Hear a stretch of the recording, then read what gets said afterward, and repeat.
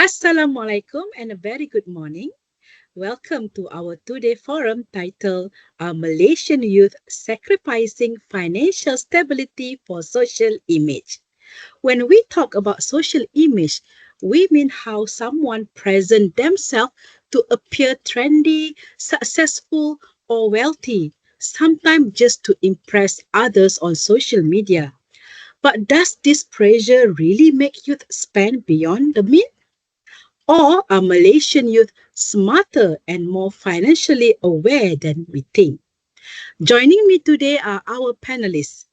Mr. Shamil, who's passionate about youth culture, Mr. Rafi, who sees things from practical lens, Miss Atika, a financial literacy expert, and Mr. Mustafa, always the voice of discipline. This forum will run for approximately 30 minutes and will consist of two rounds. In round one, we will hear from the panelists who support the topic, while in round two, those who oppose it will present their arguments. The session will then be followed by a brief Q&A. So, let's get started. All right, we are now entering round one, where panelists who agree with the topic will present their views. Let's kick things off with our first speaker, Mr. Shamil. What's your take on today's topic? All right, thank you, moderator. Well, let's be honest, most of us, including myself, have probably posted something on social media to impress others, right? And that's where the problem starts. My argument is flex culture has become more dangerous norms among Malaysian youth. If you look at the social media today, Instagram, TikTok, Facebook, or X is a full of luxury content. Youth are seeing these celebrities, influencers, or even their peers showing off branded goods, going to luxury trips, or latest gadgets. Unfortunately, many feel pressured to keep up with this lifestyle, even when their financial situation doesn't support it. According to the Malay Mail in 2024, flex culture is pushing Malaysian youth to portray a wealthy image while they can't afford. Many young people fall into this trap of using credit card or buy now, pay later scheme just to keep up with these appearances. I'm not talking of, I'm so sorry. So these habits are extremely risky. Instead of saving emergency or future goals, they are spending beyond their means. I'm not talking about a few cases, just a small. This survey from Ringgit Plus Malaysia in 2023 reveals that 53 Malaysians spend equal to more or they earn, with youth being the most effective group. So yes, I strongly believe social image has been prioritized over financial health, and it's a growing concern. Thank you.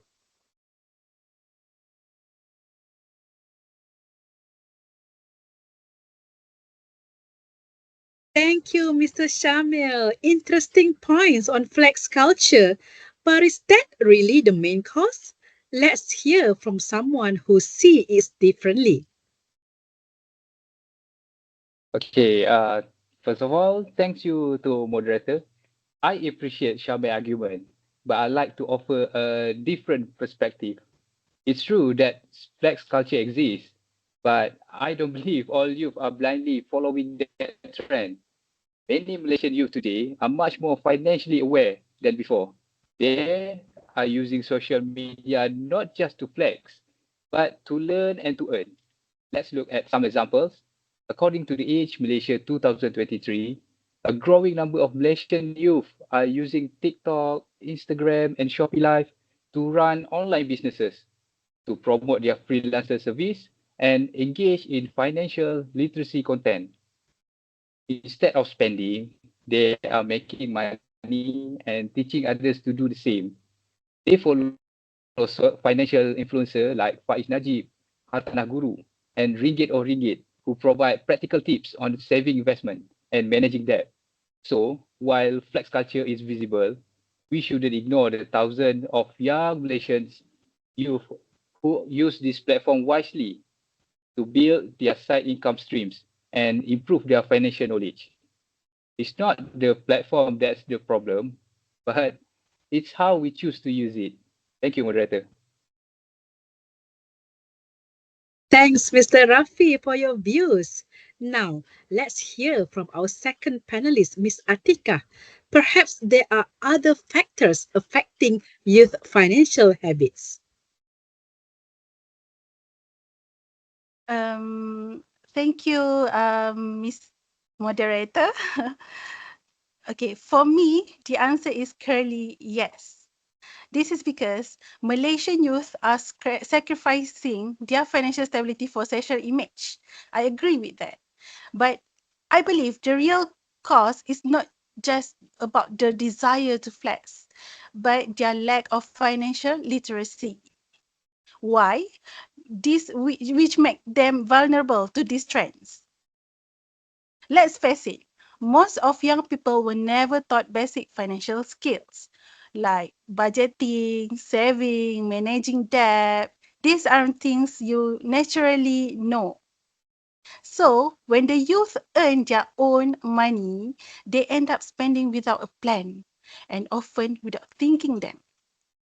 Let me share with you a study by Kazana Research Institute in 2023 confirmed this, showing that low saving rates among youth are driven by poor financial awareness and education.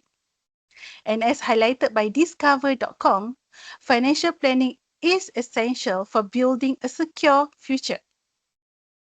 Without that foundation, even someone who doesn't flex on social media might still make reckless financial decisions, like falling into debt, overspending, or living paycheck to paycheck. So, in my opinion, the flex culture trend is made worse because of this lack of financial education. If young people were taught how to budget and save properly, they wouldn't feel the need to sacrifice their financial stability for temporary pleasure and social image. In conclusion, I strongly believe that Malaysian youth are sacrificing their financial future, whether consciously or not, because of both social pressures and their own financial unpreparedness. Thank you. That's for me. Thank you, Miss Atika, for that insight. But is it really about knowledge or is it something else? Let's hear another perspective on this. Thanks, Miss Moderator. I do agree with Miss Ika that financial literacy is important. But let's be honest, financial knowledge is everywhere nowadays. Youth today have free access to webinar, YouTube tutorial, or TikTok financial tips, right? Or even free workshops by financial institutions. Okay, let's take from the Bank Negara Malaysia Financial Literacy Report on 2023. They highlight that there are plenty of resources available, but many youths still fail to apply them. So for me, the issue here is more about personal discipline and mindset. You can know all the budgeting strategy in the world, but if you are still impulsively buying the latest sneakers or gadget every payday, that knowledge means nothing. It's not about lack of education, it's about whether you have the discipline to live within your means. Thank you. Thank you, Mr. Moose, for that perspective. We are now moving into round two, where we will hear from those who disagree with the topic. Now, what if youth today are actually more financially smart? Let's hear from someone who sees the other side of the coin. Please share your thoughts. Okay, thank you, moderator. So, I won't deny that flex culture exists. Yes, social image plays a role in how some youth spend, but I disagree with the idea that most Malaysian youth are sacrificing because it. If we look at the Ringgit Plus Financial Literacy Survey 2023, it shows that 76% of youth aged 18 to 35 are actually aware of their spending habits, and are actively managing them. So, youth today are taking steps to build financial resilience. Many are using budgeting apps like MAE, Do It Now, and Touch and Go e-wallet to track their expenses and savings every day. Okay. Other than that, SSPN's saving account saw an increase in youth account holder last year, showing that many youth are planning for future goals like education. Okay. So, other than that, financial literacy platforms like Do It Lah Malaysia and influencers such as Ringgit or Ringgit share relatable budgeting tips that attract thousands of young followers. It's true, the pressure to flex is there, but many youth consciously choose to resist it. They are finding a balance between enjoying life and planning for their financial future. So, for me to say that Malaysian youth are, as a whole, are sacrificing their stability for social image, it's too much of generalization. The truth is, more youth are using social media not to flex, but to learn, to earn, and grow. Thank you, moderator. Thank you, Mr. Rafi. But is that the whole story? Let's invite someone with a counterpoint. Thank you, Miss Moderator. If I may add, thank you for the question. I do agree that some youth are financially aware, but we cannot ignore that the broader data says awareness alone isn't enough to guarantee the financial stability. The same Ringgit Plus survey in 2023 that Rafi mentioned before also reports worrying figures. For your information, about 60% of Malaysians still spend equal to or more than what they earn, meaning they live paycheck to paycheck. And nearly 53% of them have no emergency saving whatsoever. This is worrying. So, while it's great that some youth use budgeting apps and follow financial influencers, the majority are still struggling with financial discipline. Let's also not forget the special pressure that constantly present.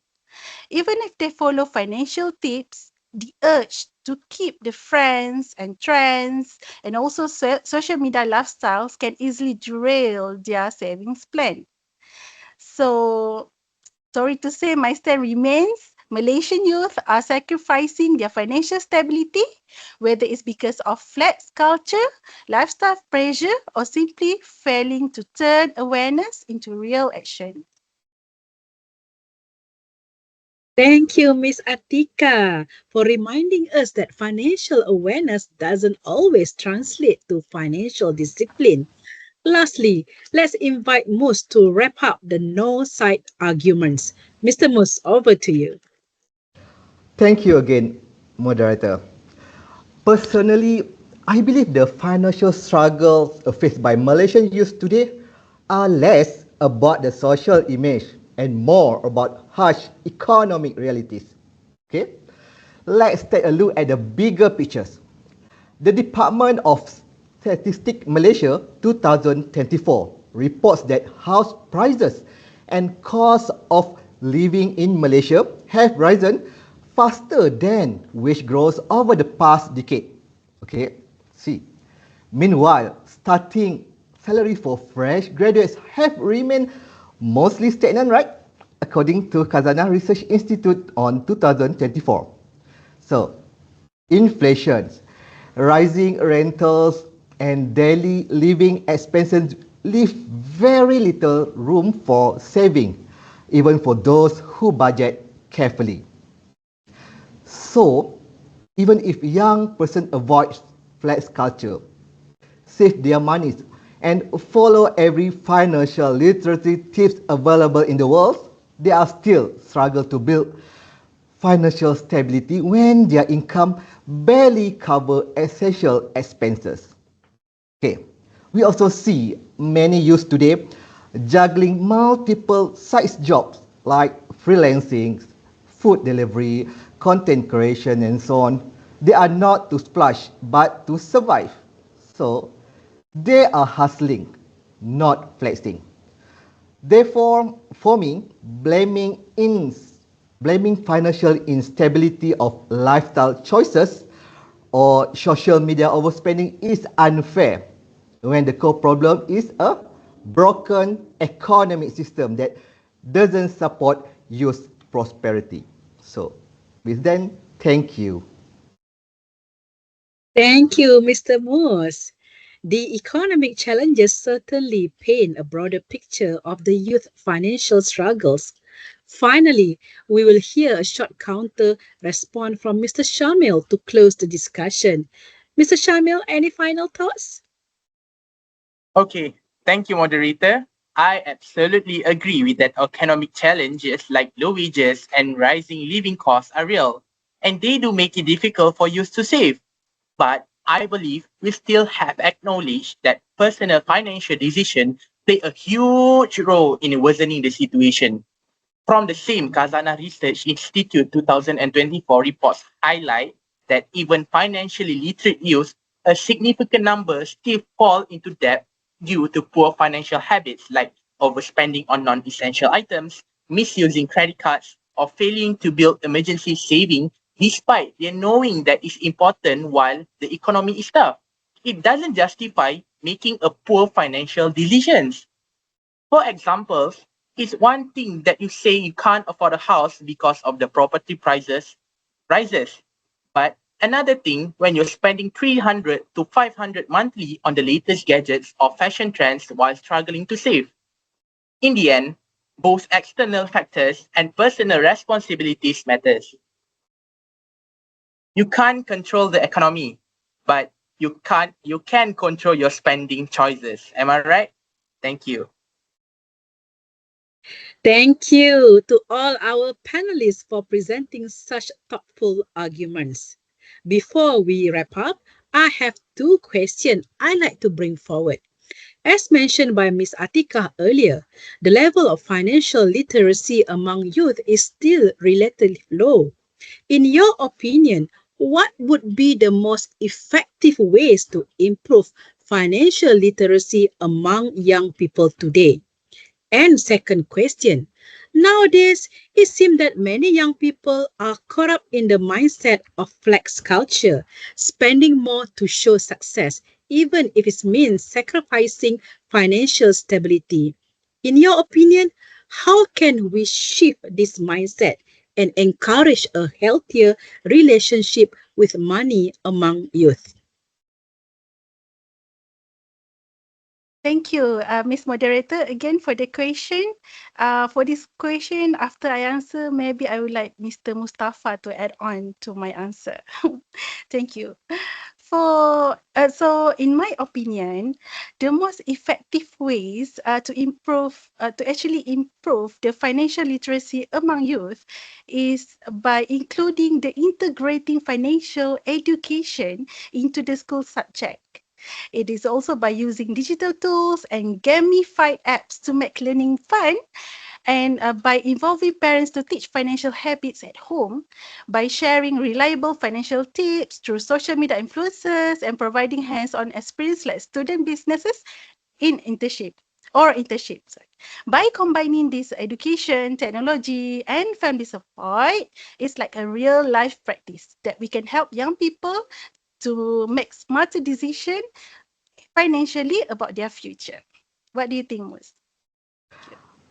Okay, to add what to add on what Mr. Atikah mentions, I personally feel that relevant authority like Bank Negara or uh, KLBSP or any authorities should organize more on-ground activity that directly engage with youth. This effort can be even more impactful if they involve well-known influencers like Carol Amin, right? Who already have strong credibility and huge following among young Malaysians. So yeah, by combining education with relatable role models, financial literacy can be delivered in way more that feel more real, more inspiring, and easy to absorb. Thank you.